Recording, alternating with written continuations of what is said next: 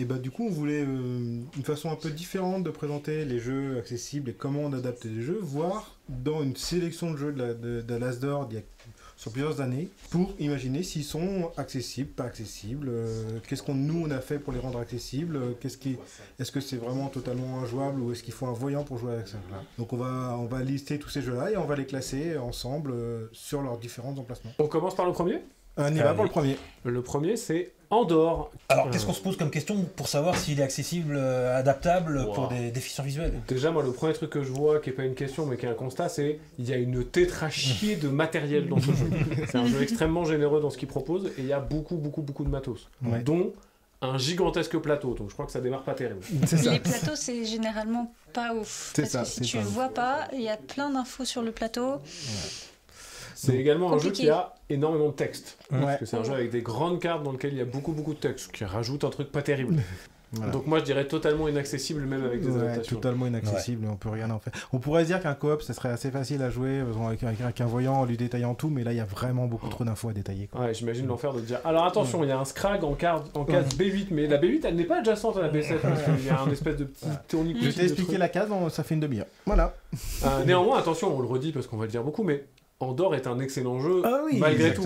On ne critique pas le jeu du tout. D'ailleurs, quand il y a des auteurs de jeux qui viennent nous voir en disant comment je peux faire pour que mon jeu soit plus accessible, bah, je leur dis tout simplement déjà crée ton jeu que tu as envie de faire. En fait. C'est bien de penser à l'accessibilité, mais il ne faut pas non plus que ça bride la créativité. Oui. Et donc après, si une fois que ton jeu il est créé, il tourne et qu'il ressemble à ce que tu voulais faire, il y a des choses à faire pour le rendre accessible, bah faisons-le. D'ailleurs, ça c'est plutôt le travail des éditeurs. Tout à fait, mais c'est un truc sur lequel vous insistez régulièrement et que je trouve super, et que moi j'essaye de discuter un peu avec les maisons d'édition, c'est parfois il y a des petits trucs qui sont vraiment faciles à faire, absolument sans aucun coût, et qui ne vont pas altérer la production et l'expérience de jeu, parce que j'aimerais bien faire des jeux avec des stickers toujours, mais c'est forcément plus cher à produire. Néanmoins, des fois, en changeant juste le panel de couleurs, en changeant le choix de typographie, la forme des pions, ce genre de choses, c'est vraiment très facile de le faire aujourd'hui.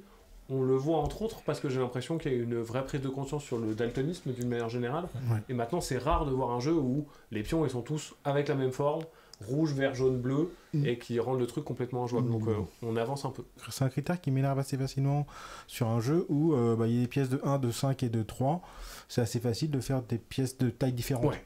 C'est vraiment ultra simple. Et quand il y a 3 pièces qui sont à la même forme, c'est quand même pas très compliqué de faire des pièces différentes. On passe à Skull. Ouais. Je vois que Rachel dit très facilement adaptable. J'y crois pas mal, parce qu'en soi, il n'y a qu'une information sur la carte, c'est est-ce que c'est un crâne ou est-ce que c'est une rose. Donc avec un petit sticker, on le sait. Il faut avoir une petite perception de combien il y a de cartes qui ont été posées autour de la table, mais c'est un élément qu'on répète régulièrement. Oui, c'est ça, on peut le faire à l'oral.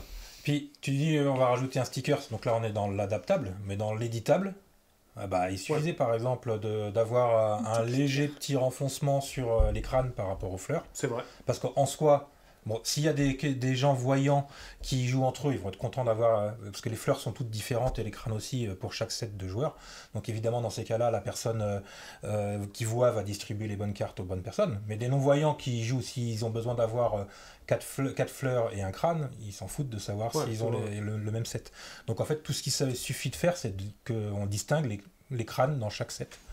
Et donc là, un léger petit embossage, renfoncement du carton, permettait qu'en fait on n'ait rien à faire à adapter pour que des non-voyants puissent y jouer, acheter le jeu en boutique et hop, c'est jouable. On a une question hyper intéressante de Rachel. Et comment se passe la communication non-verbale de bluff chez les malvoyants ?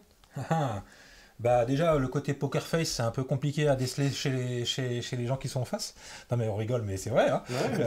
Le bluff, ça passe aussi par le visuel.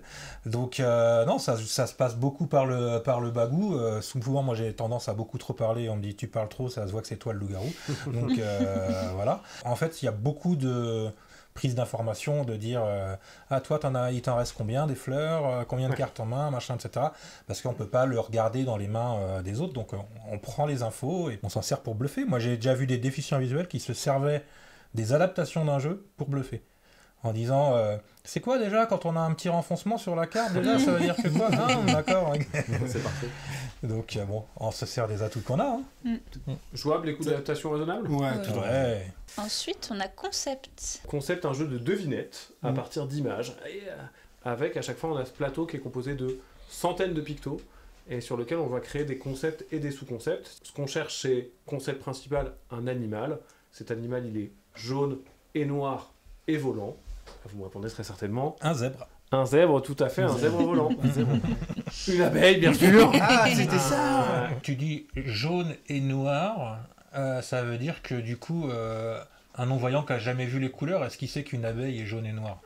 Est-ce qu'il va pouvoir faire deviner son concept grâce à la couleur? C'est une bonne question. Est-ce que culturellement, un non-voyant a la conscience qu'une tomate, c'est rouge? Il le sait parce qu'on lui dit, mais il ne sait pas ce que c'est que le rouge. Ouais, c'est un non-voyant de naissance bien sûr, n'a jamais vu les couleurs, donc même la nuit, quand il rêve pas avec des images, il rêve tout noir. Ouais, c'est intéressant ça. Donc, tu rêves avec des sensations peut-être c'est généralement quand on explique les couleurs à un non-voyant, on lui explique que le bleu c'est une couleur plutôt froide, que le rouge c'est plutôt chaud, etc. Des jeux qui reposent sur des descriptions, c'est compliqué. Ouais, c'est intéressant. Surtout si tu dis un zèbre, un zèbre, toi tu vois tout de suite quelle forme ça a. Ouais.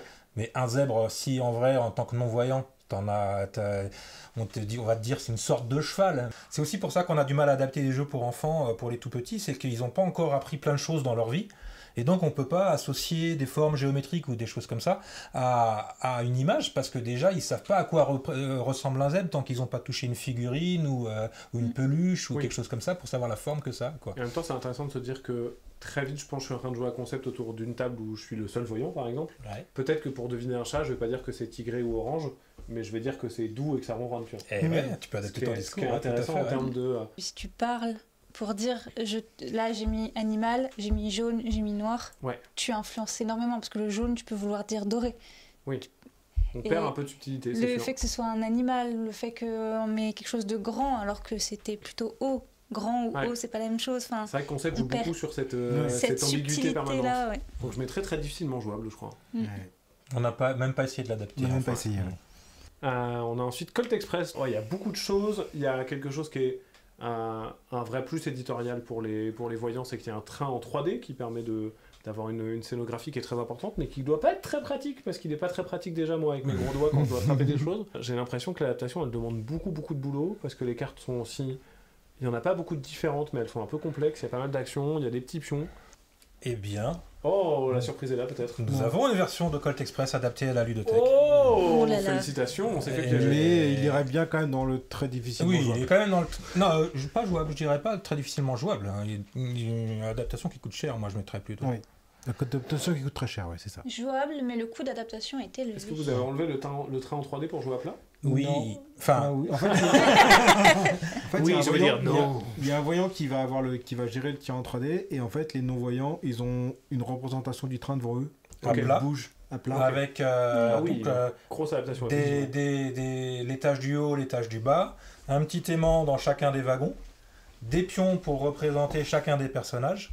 Donc à la fin du tour, quand on va résoudre les effets des cartes, dire un tel avance, un tel monte sur le toit, un tel redescend, chaque personne doit faire les déplacements des pions sur son plateau pour pouvoir analyser en permanence qui est à quel endroit dans le train. Ouais, t'as un feedback... Parce qu'évidemment, ça on peut pas le faire en allant toucher le train au milieu, ça fout le bordel. Donc c'est jouable avec un voyant qui gère le train. La partie jeu de cartes, toucher les informations sur les cartes avec notre système de stickers, ça marche très bien. Une fois qu'on a résolu tout et qu'entre deux tours on dit un tel est dans le wagon 1 en haut, un tel est dans le wagon 2 en bas, il reste le sac, nanana. Chacun peut faire le choix de ses cartes, analyser son plateau et jouer quoi. Donc ça reste jouable avec nos systèmes. Incroyable. On passe aux loups-garous de tierce lieu. Les loups-garous, il y a déjà pour moi un problème dans l'absolu, c'est que l'effet des cartes n'est pas écrit sur les cartes. Donc il y a, quand on est voyant, un effet d'apprentissage qui est pas très dur. Les loups-garous, on se souvient des rôles et ils sont assez limpides, puisqu'ils sont assez liés à l'histoire du jeu, ils sont assez diégétiques. Mais il faut se souvenir que quand j'ai un loup-garou, je suis un loup-garou, et quand j'ai la voyante, je suis la voyante. Comme quand on est voyant finalement. Tout à fait. Donc il y a un espèce de truc de comme quand on est voyant, il y a déjà ce travail de souvenir. Là on met un sticker, en fait c'est bon, c'est parti les petits kikis. Donc j'ai l'impression que c'est jouable et coût d'adaptation absolument raisonnable. Oui, parce qu'avec... Et rappelle-moi la mécanique du loup-garou. Pardon. Il y a un élément par contre, c'est qu'il nous faut forcément un voyant qui gère la partie. Le meneur ou la meneuse ne peut pas être mal ou non-voyant, j'ai l'impression. Le loup-garou peut-il être non-voyant? Ouais, moi je pense parce que la meneur ou la meneuse ou le meneur, pardon, On se réveille, les loups-garous doivent se voir et se reconnaître la première nuit, mais si je te tape discrètement sur l'épaule, il faut te voir. Mais si je suis à côté de toi. Ah, mais faut que je dise qui c'est les autres. Au centre de la table, peut-être. Ah ouais, ça demande une adaptation en fait. J'étais genre, c'est facile, mais en fait, c'est dur. Et après, comment tu choisis la personne que tu vas éliminer? Ouais, ça va, c'est chiant. Ok, c'est pas possible. On se fait des signes, on se regarde et on se fait des signes, on est d'accord. Oui, c'est vrai qu'il y a ça. La petite fille aussi, effectivement, on peut enlever le rôle de la petite fille. En fait, ça marche pas, en fait, c'est très difficilement jouable. Bon. Est-ce que vous avez une version Est-ce qu'on fâche ou est-ce qu'on fâche pas? Ouais, non, c'est sûr que c'est pas. Enfin, nous, ça nous semble très difficilement jouable en fait. Alors certains le font avec le maître du jeu parle dans l'oreille du non-voyant, revient, ça rallonge les parties de façon dingue et pour nous, ça perd vraiment l'aspect spontané du jeu. Donc voilà. Donc pour nous, enfin moi je le classerais clairement dans les jeux inaccessibles en fait. C'est marrant parce que sur le matériel, c'est très facile. Ouais. C'est ce que dit Janvier, intéressant parce qu'on s'est focalisé sur l'adaptation de matériel. Exactement. Et là il faut surtout adapter le cœur des mécaniques. Il coûtait 3 fois rien à adapter en termes de matériel, mais il est injouable en termes de mécanique. Et donc on est sur totalement inaccessible. Le loup-garou, le loup-garou d'origine totalement inaccessible. Il y a le Quarto et le Quarto Access, il a déjà été adapté par Access e-Game. Quarto, un jeu abstrait combinatoire pour 2 joueuses, et vous l'avez adapté d'ores et déjà, donc on sait que c'est possible, là pour le coup. Et que l'adaptation n'était pas très complexe aussi, je dis pas de bêtises.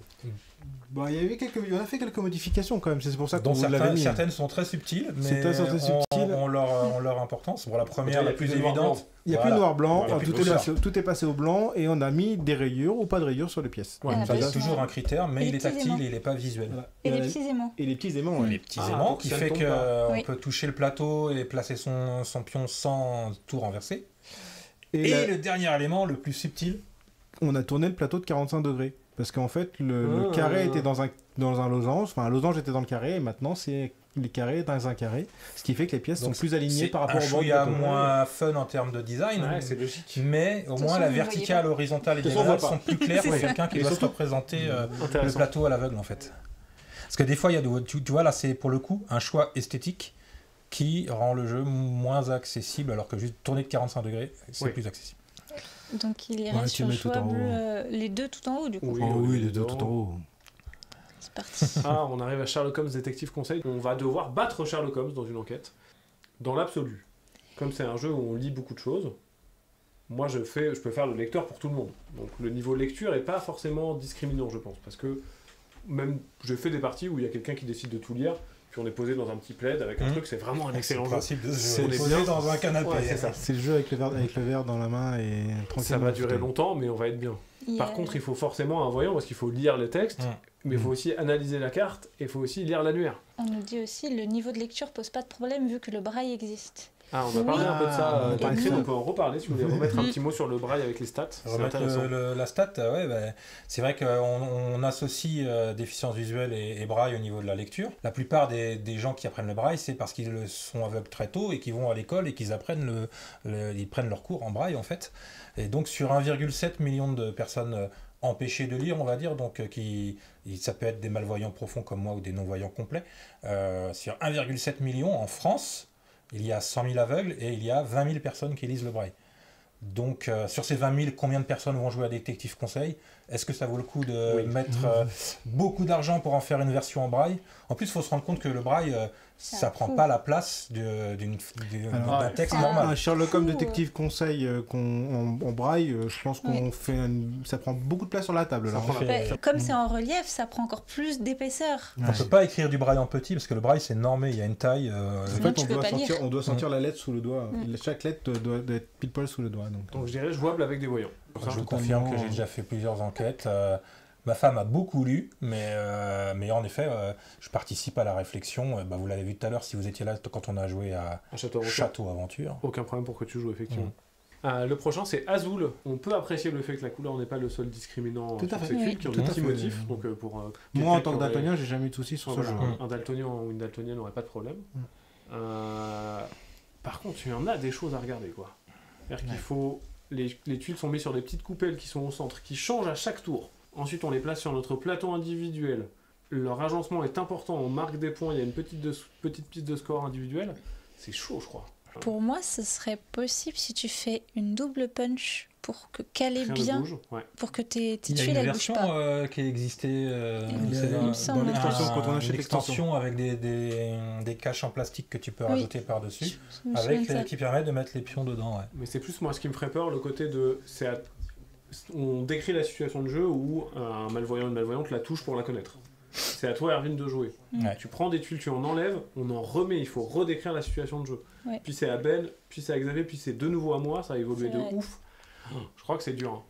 Alors, on l'a adapté, on a adapté tous les carrelages et j'ai essayé d'y jouer.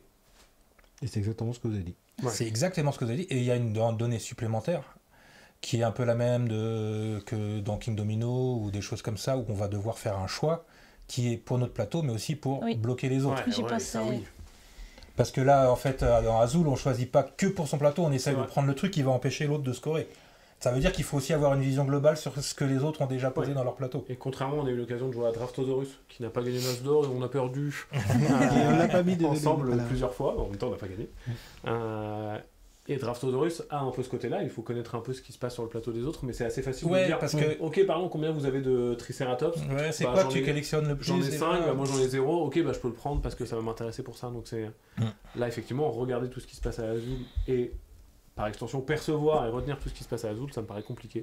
Du coup, ça c'est un exemple de jeu sur lequel on a réussi à l'adapter au niveau du matériel, mais au niveau de la mécanique, ça marche pas si on veut y jouer avec 100% du plaisir du jeu, parce qu'en effet, je peux juste me concentrer sur mon plateau et tant pis sur ce qui se passe sur les autres, mais la mécanique repose aussi sur le fait qu'il faut bloquer les autres, donc pour moi, c'est pas une adaptation satisfaisante.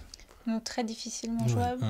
On passe à The Mine de Wolfgang Warsch. Je reconnais la boîte à distance là-bas. C'est vrai. Ouais. En termes d'adaptation pure, les cartes vont de 1 à 100. Ouais. Trop facile. Très très facile. En termes de jeu, il y a effectivement une lecture corporelle de l'autre qui est hyper importante dans The Mine. On passe son temps à faire...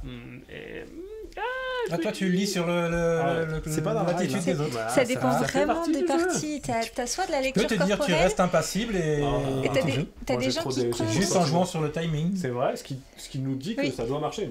C'est très très bien. Il y a des gens qui décrivent le jeu comme il faut réussir à se connecter pour être tous dans le même rythme. Oui, c'est ça, c'est une question de rythme. C'est une approche complètement différente. Dans la tête quand même, mais normalement on n'est pas trop censé. Ce qui marche pas, moi je trouve en plus, il y a un truc de ça va être fait déjà. Avoir le même compte. Ouais, c'est ça. Le seul moment où moi je me suis rendu compte qu'on pouvait vraiment tricher au jeu, c'est qu'on faisait une partie à 2 avec Elodie et il y avait notre lave-vaisselle en fond qui était un faire. Parfait. On s'est dit, on arrête, on continuera une partie plus tard. Mais jouable et coût d'adaptation raisonnable. Ouais, totalement. Ouais. Donc du coup, ça enlève toute la côté gestuelle, lecture corporelle, c'est notre façon de jouer presque. Alors évidemment, si tu es au niveau 1 et 2, c'est super simple. Quand tu as 6 cartes dans les mains, que tu as le 13 et le 17 à placer, il faut qu'elles soient bien, faut que tu aies vraiment bien conscience de tes numéros et que tu sois attentif à qui a posé le 12 et que tu te dépêches de mettre le 13 et que s'il n'y a personne d'autre, tu te dépêches de mettre ton 17 et il faut que tu aies eu le temps de le toucher pour savoir que c'est celle-là qui va sortir. Le rythme global va être un peu plus long que la partie de The Mine ou des fois en bourg, mais ça fonctionne et on l'a fait beaucoup jouer quand il est sorti, comme tout le monde. Évidemment, quand on joue avec des non-voyants, on dit le numéro qu'on pose quand on le pose. Oui, sinon ça marche pas. Les voyants, ils vont juste poser les cartes. Mais avec un non-voyant, il faut dire 62. On a ensuite Unlock de Cyril Demeg, illustré par plein de gens différents. On va résoudre des énigmes, des enquêtes, basées sur des indices visuels, à l'aide d'une application. On associe des chiffres avec des couleurs bleues et rouges pour réussir à faire des choses. Il y a également du vert sur certaines cartes. Et du jaune. Et du jaune. Et du gris. Ça a l'air très dur. Et du gris, oui. Ouais. Là, comme ça, j'ai l'impression que c'est vraiment très très dur. Ou alors, il faudrait que je vous décrive toutes les cartes. Et je pense que, au-delà du fait que c'est possible, ça serait vraiment pas très rigolo. C'est ça rallongerait le jeu de façon dingue. Des numéros cachés, dit Rachel, effectivement. Oui, c'est tout petit, difficile à lire. Après, on n'est pas contre travailler sur un scénario de Unlock qui se jouerait à l'aveugle. Wow, ça serait marrant. Il n'y aurait pas de cartes. Oui, c'est ça, pas de cartes. Non, totalement jouable. Mais oui, j'ai jamais joué à un Unlock de ma vie. On va passer ensuite à Maître Renard.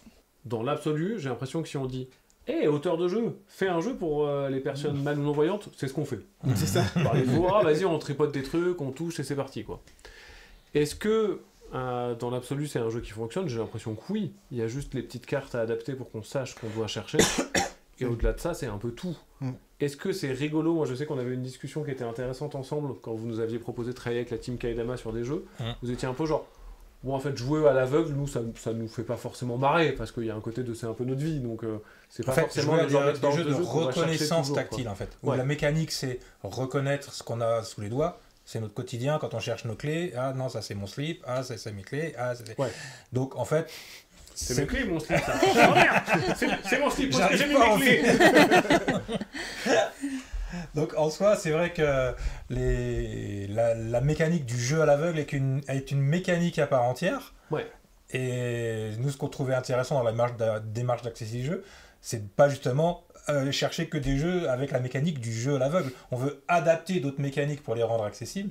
Mais là, pour le coup, on n'aurait pas eu d'adaptation à faire avec des stickers s'il avait fait des cartes légèrement embossées avec la forme des missions, des animaux. Il aurait pu vraiment sortir directement accessible, il n'y avait pas grand chose à faire. Donc Studio H pour la prochaine réédition, vous embossez les cartes comme ça, elles sont totalement accessibles, tu peux mettre le masque dès le début de la partie, y compris pour la lecture de la carte. C'est Res Arcana. Les ressources ont des couleurs, mais je pense qu'elles ont toutes des formes différentes. Toutes des formes, tout à fait. Donc il y a quand même un effort qui a été fait sur ça. Néanmoins, j'ai l'impression qu'il y a tellement d'infos sur ce jeu, il y en a sur la table, il y en a dans nos mains, il y en a devant les autres, que ça me paraît dur de jouer. Alors, nous, on a une version adaptée à la ludothèque. Oh, est-ce que les gens y jouent? Est-ce qu'on y a joué? Non. J'ai encore jamais essayé, c'est vrai que c'est le truc que ça fait... C'est pour ça que je l'ai mis. Je te dis, au fait, tu devais pas me faire tester Res Arcana. On a Res Arcana adapté avec des puces sur chaque carte qui vont lire les informations des cartes, vu qu'on a que maximum 5 cartes dans la main, je crois. Il y en a 10 au total. Des puces RFID que tu lis avec ton téléphone. Il n'y en a que 10 cartes au total. Je me suis dit que c'était compliqué, mais pourquoi pas essayer? On n'a jamais essayé, je pense que c'est peut-être vraiment compliqué. Sans compter que là, on n'a pas évoqué ça, parmi les déficients visuels, il y a souvent des gens qui ont des troubles cognitifs qui peuvent être associés à leur pathologie, etc. Donc il y a des personnes qui sont déficients visuels avec des capacités cognitives assez élevées et qui pourront jouer à des jeux experts assez complexes. Et d'autres qui au contraire ne seront pas capables. Donc il n'y a pas non plus que l'aspect mécanique ou l'aspect matériel qui rentre en jeu, c'est aussi les capacités de la personne. Du coup, très difficilement jouable. Ouais, très difficilement jouable. Ensuite, on a Dixit. Quand même, c'est le facile du lot, celui-là. C'est ça, c'était pas le plus dur de savoir où est-ce qu'on le mettait. Alors pour la blague, quand même, faut savoir qu'on a envisagé une adaptation.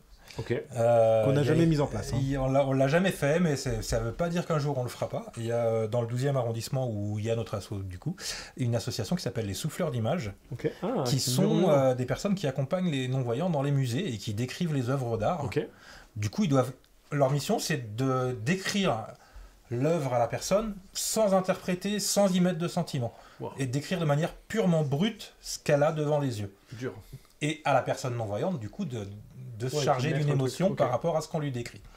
Donc on s'est dit, un jour, ça serait ouf de faire une partie de Dixit avec les souffleurs d'images. Effectivement, il y a un truc assez... Voilà. Mais du coup, très difficilement adaptable. Même tout en bas, tout en bas. Oriflamme a un jeu des frères Essling. Il y a des cartes avec des effets, il y a une notion de placement, il faut retenir le placement de ces cartes, mais aussi des cartes des autres qui sont dans une ligne, et leur positionnement est hyper important. J'ai l'assassin, il va assassiner la carte à sa gauche. Chez le machin, il va assassiner une carte en bout de truc. Je vais voler au joueur ou à la joueuse à côté de moi. Ça fait beaucoup un peu là, non? Donc je sais pas. J'ai l'impression que c'est encore une fois dans la catégorie trop d'informations pour être jouable, mais je vais peut-être être surpris. Moi, j'ai joué il y a longtemps, mais j'avais plus l'impression que c'était pas... Enfin, du coup, je me souviens pas très très bien des subtilités des règles. Mais moi, ça me semble pas si compliqué que ça. Finalement, c'est je joue une carte, puis je joue une carte. Ok, il y a celle-là, la carte de machin qui est révélée, tu regardes derrière. C'est beaucoup d'informations, mais... Finalement, il y a une information par carte.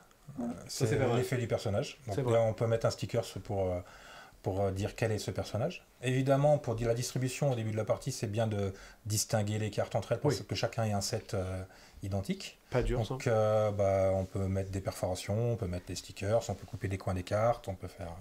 Mais après, il y a la façon d'y jouer. Oui. Et c'est jouable. Ok.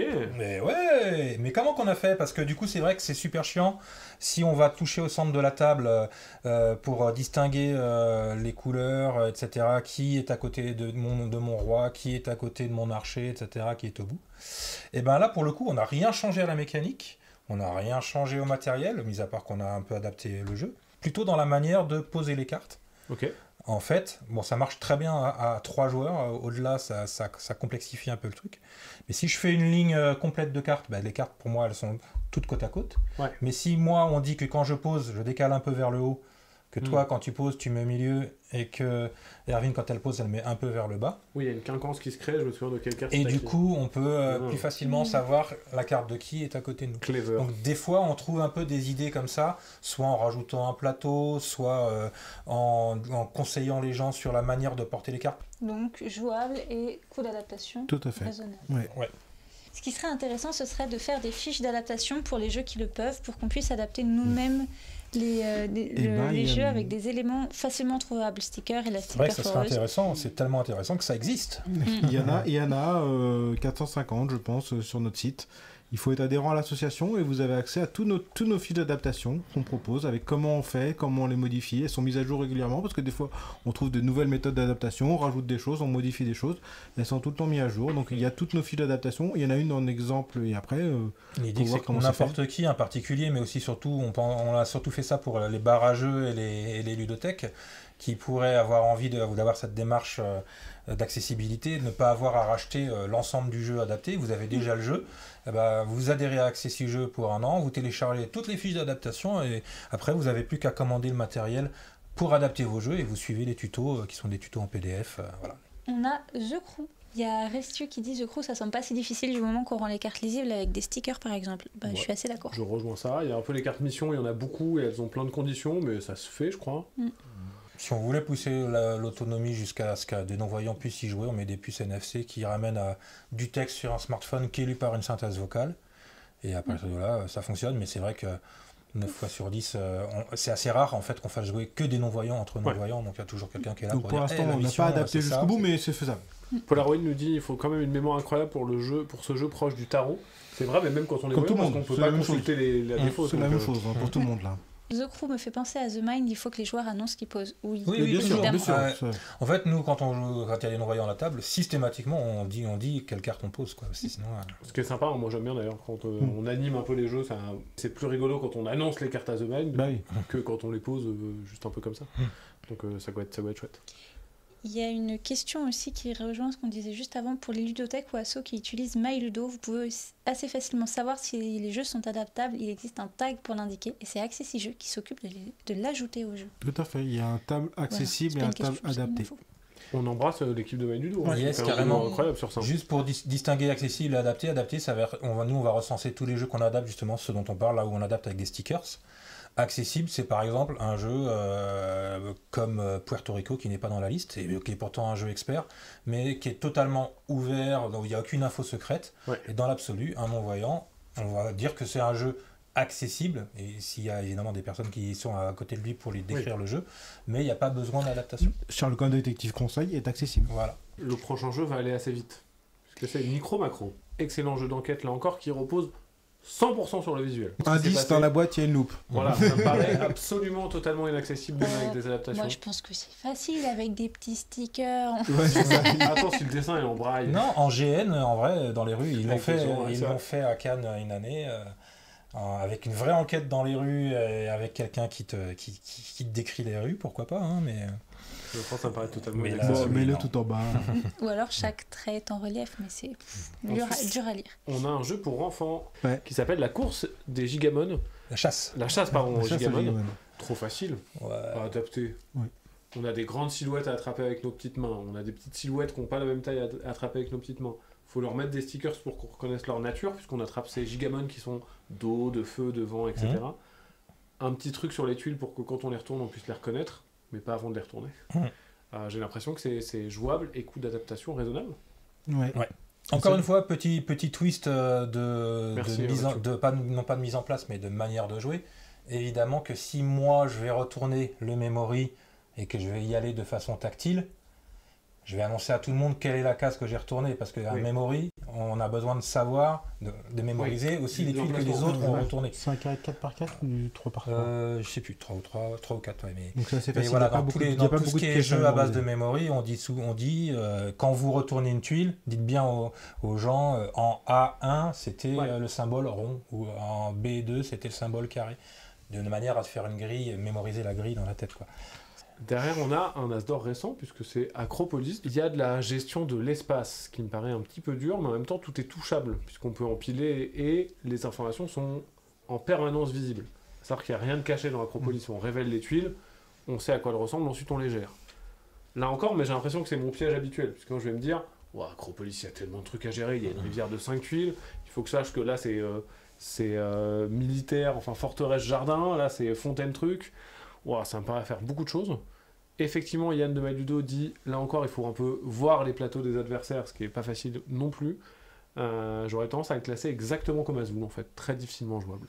Ouais, il est très difficilement jouable. Nous, on ne l'a pas adapté, mais moi, je sais qu'on a un adhérent, enfin une personne qui vient régulièrement à Edotech, qui l'a refabriqué complètement. Avec des tuiles avec des tuiles qui peut se s'empiler, s'enclipse et tout ça.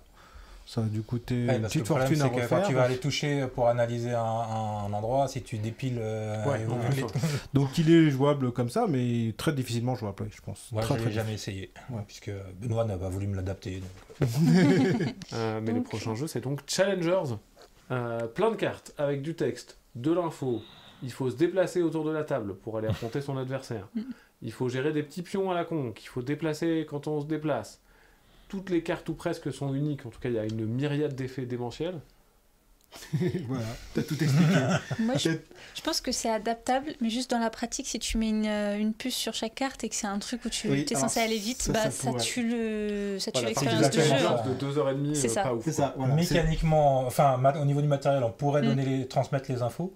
Mais évidemment, si on passe notre temps à flasher des... Attends, tu flashes toutes tes cartes les unes après les autres. Pas très marrant, quoi. C'est ça. Voilà. Donc, voilà. Je n'ai pas joué non plus à Challenge. Totalement inaccessible ou très difficilement jouable? J'ai tellement de frustration sur tellement de jeux qui me hype que j'aurais aimé essayer, mais que... Mais bon, après, sur la totalité de tout ce qui sort, j'arrive quand même à trouver des jeux qui me font plaisir, tu vois. Et ce qui nous ramène encore une fois que votre place est vraiment essentielle. On est content que vous soyez là parce que sans des personnes comme vous, tu joueras à rien et là tu joues à beaucoup plus de choses. C'est clair. Effectivement, tu loupes quelques jeux, des biens et des moins biens. Ça t'évite aussi de jouer à tous les trucs qui passent inaperçus et nuls qu'on s'afflige des fois. Des fois, j'en adapte des nuls. Hein. Oui, des fois, je fais Xavier, viens on teste. Des fois, je leur dis, vous voulez pas tester le jeu entre vous avant qu'on colle les stickers dessus parce que... Le spin-off d'un célèbre jeu d'Antoine Boza, Seven Wonders, sous sa forme architecte. Oui. On a des piles de cartes entre les joueuses avec des infos qui sont révélées, donc on sait ce qu'il y a entre les personnes. On récupère des jetons qui sont face visible. Il n'y a pas d'information cachée dans Seven Wonders Architect en fait. Au milieu. Oui, quand tu dois regarder la pioche secrète et tu choisis de... Un chat qui est une figurine qui se déplace très bien. Et éventuellement, si vous avez le goodies, c'est un pion autrement. J'ai l'impression qu'il y a un peu de taf, mais ça me paraît adaptable en fait, Seven Wonders Architect. Ouais. Voilà. T'as tout dit, il est adapté, il est jouable. Xavier a fait une partie une fois où il avait 7 non-voyants. Non, 6 non-voyants. Ça a mis du temps. 6 non-voyants, fallait pas. Parce qu'en termes de description, par contre. pour vous donner un exemple, les jetons avec les jetons scientifiques, là, avec les avancées scientifiques, on les a pas adaptés. Parce qu'on pourrait en fait se mettre il y en a plein de différents qui ont plein d'effets différents. On pourrait mettre une puce NFC qui dit ce jeton là scientifique il fait ci, il fait ça, sauf que comme ils sont visibles, on s'est dit les voyants vont dire là c'est tel ou tel progrès, donc c'est le seul truc qu'on n'a pas adapté. Mais sinon toutes les cartes, à gauche j'ai de l'or, à droite j'ai de la brique, je choisis de prendre de l'or. Si j'ai le petit chat devant moi, je vais aller pouvoir prendre la carte secrètement toucher. Ah, c'est un carré, donc c'est de la pierre. Bon, donc tout est adapté, mais évidemment en termes de temps de jeu, c'est toujours beaucoup plus long si tu joues avec 6 non-voyants qu'avec un seul à qui tu dois décrire ce qui se passe à la table. 6, ça fait beaucoup un peu. Et puis sur la merveille, c'est un petit puzzle. Donc avec un côté échafaudage qui indique qu'est-ce qu'il faut comme ressources pour construire. Si par exemple le premier niveau il faut deux ressources identiques, on a mis 2 ronds. Si au deuxième niveau il faut 2 ressources plus 2 ressources identiques plus une troisième, peu importe, on a mis 2 ronds plus une croix par exemple. Oui, logique. Donc en fait, voilà, juste en touchant, on peut prévoir aussi ce qu'on va aller chercher comme ressources dans le jeu, quoi. Mais on l'a quand même mis juste en dessous parce qu'il coûte très cher à adapter. Voilà. Parce qu'il y a beaucoup de stickers. Il y a pour une 40aine d'euros d'adaptation sur un jeu qui en coûte je sais pas combien. 30. Et justement là c'est le gap entre nous, ce qu'on choisit ou pas on l'a à la ludothèque mais on le met pas en vente parce que le message qu'on veut véhiculer c'est que des jeux adaptés peuvent être adaptés à un coût abordable. Si les adhérents veulent l'adapter parce que le jeu est super et qu'ils ont envie de mettre 40 balles dans l'adaptation, ils nous demandent de l'adapter. Mais nous, on vend que des jeux qui sont adaptables à des coûts abordables. Par contre, c'est l'un de ceux que de plus en plus d'adhérents nous ont ramené la boîte et nous, on leur a adapté. Ça, on l'a fait régulièrement. Trio, c'est des cartes très simples. Parce qu'il y a, dans une boîte de trio, il y a 3 cartes de chaque chiffre numéroté de 1 à 12, de mémoire. Tout est fait. Donc ça fait pas grand-chose. À son tour, au début de la partie, on doit trier sa main de cartes, très facile avec des stickers. À mon tour, j'appelle quelqu'un autour de la table qui révèle sa plus petite ou sa plus grande carte. Bon, c'est pas dur, elles sont au bout de chaîne, si on les a triées. Il y a ponctuellement des cartes au centre de la table qu'on doit révéler puis recacher, mais là, comme dans un memory, j'annonce A1, B2, ça marche. Yes. Je crois que c'est hyper facile, non ? Pour moi, c'est hyper facile. Dans le chat, on nous dit facile en équipe, dur en mode normal. Exactement, bravo.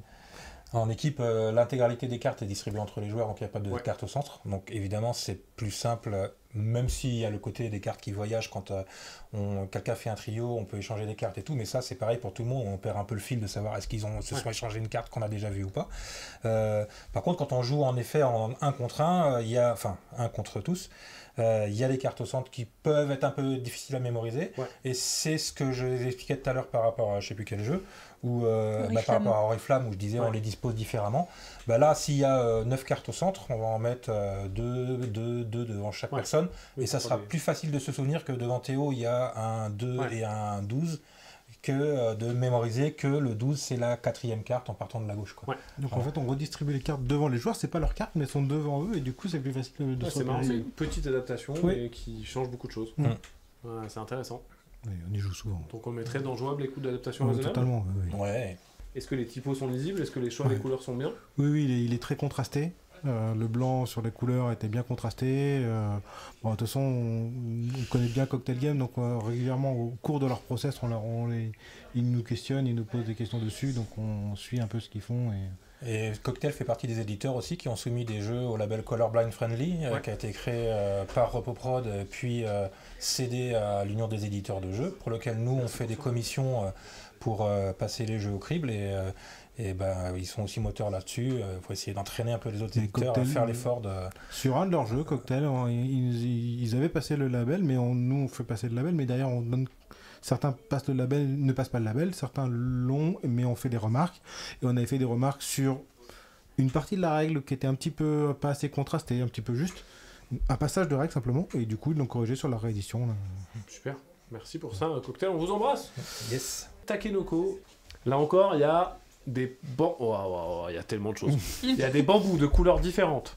Qui vont grimper sur le plateau. Qui vont grimper, je ne pense pas qu'ils soient discriminés par autre chose que leur couleur, peut-être un petit symbole dessus, assez subtil. Une petite feuille peut-être. Un petit truc qui nous permet de les distinguer, mais pas à la main, pas en termes de tactile. On en a beaucoup, qui sont faciles à faire tomber, même quand on est voyant. Donc à mon avis, ce petit truc équilibre n'est pas terrible. Sauf Il faut placer des tuiles qui sont régulièrement différentes et des canalisations. Il faut gérer l'estomac de notre panda. Il y a beaucoup de choses. On a des cartes objectifs. On a des cartes objectifs qui sont toutes différentes. Qui va indiquer par exemple des objectifs de pose de tuiles sur le plateau. Placement dans l'espace, c'est impossible. C'est bon, c'est complètement inaccessible. Il y a Audrey qui dit on peut imaginer des gravures différentes ou reliefs sur les morceaux de bambou. Oui, ça serait possible. Je crois que ça a été corrigé sur les dernières éditions. Je crois que c'est un des premiers jeux où j'avais joué la première édition justement, c'était du vert et du jaune que je confonds moi. Merci Chadmild. Et du coup, mais je crois que sur les dernières éditions, je crois qu'ils ont corrigé, qu'ils ont mis des symboles différents sur les bambous. Mais après, en effet, le bambou, il va être posé sur une case, et il va monter en hauteur. Et si jamais je veux en prendre la connaissance de la couleur, je vais aller à tâtons, je vais renverser le bambou, tous les bambous pour un malvoyant, pour le coup. Même un malvoyant profond, ça reste accessible. D'accord.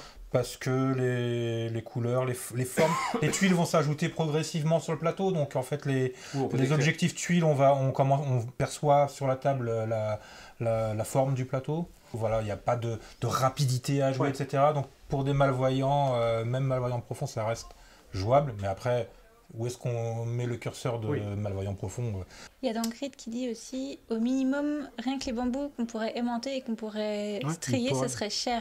Donc, oui, bien sûr, c'est une adaptation qui reste possible. En soi, il n'a pas forcément tort. C'est que si on joue sur une table métallique, si on met un aimant sous toutes les tuiles pour pas qu'elles bougent quand je vais les consulter, si on met un sticker par tuile pour que j'en connaisse la couleur quand je vais toucher, si sur chaque tuile, au centre de la tuile, il y a une petite pastille métallique qui me permet de mettre les bambous aimantés les uns aux autres, si j'ai toutes les infos sur mes cartes, si j'ai un petit emplacement sur la tuile pour pouvoir aller aimanter le jardinier ou le panda. Moi j'aime bien Takenoko, mais c'est pas assez bien pour faire tout ça, je crois. Ça fait un jeu avec 150 € d'adaptation. Donc jouable, mais le coût d'adaptation est élevé. Ouais, ça me paraît plus que élevé. Moi je le mettrais même avant la rassure. Très difficilement jouable. Et voilà pour cette voilà, on a fait cette tier list. N'hésitez pas, amis éditeurs, éditrices, maison d'édition, si vous voulez gagner l'As d'or, à faire des excellents jeux, si vous voulez qu'ils soient adaptés, à consulter, à accès 6 jeux, pour réussir à avoir les montre quand même qu'il y en a quand même pas mal en haut. Hein. Ouais, il y en a pas mal quand même de ce côté-là. Dont certains, comme on disait, pour lesquels il n'y a pas forcément grand-chose à faire pour qu'ils soient accessibles à un maximum de personnes. Bien sûr qu'on surprend le Skull de tout à l'heure, créer un petit trou, un petit creux dans la carte crâne pour qu'il soit plus accessible. Ça va être une manipulation de plus, donc un coût supplémentaire. Mais combien de personnes en plus vont l'acheter après ? C'est ça la question. Après, je crois qu'on édite des jeux aussi, pas que pour qu'ils soient achetés. Donc, non, mais ce que je veux dire, c'est que... Tant pis, on fait le jeu plus beau. En fait, évidemment que les créateurs, plus il y a de gens qui jouent à leur jeu, plus ils sont contents. Mais les éditeurs, ils vont aussi regarder cet aspect économique. Oui, bien sûr. Et en vrai, peut-être que le petit surcoût vaut la chandelle pour que le jeu soit connu même dans le milieu de la déficience visuelle comme ce jeu, tu peux l'acheter les yeux fermés parce qu'il est accessible.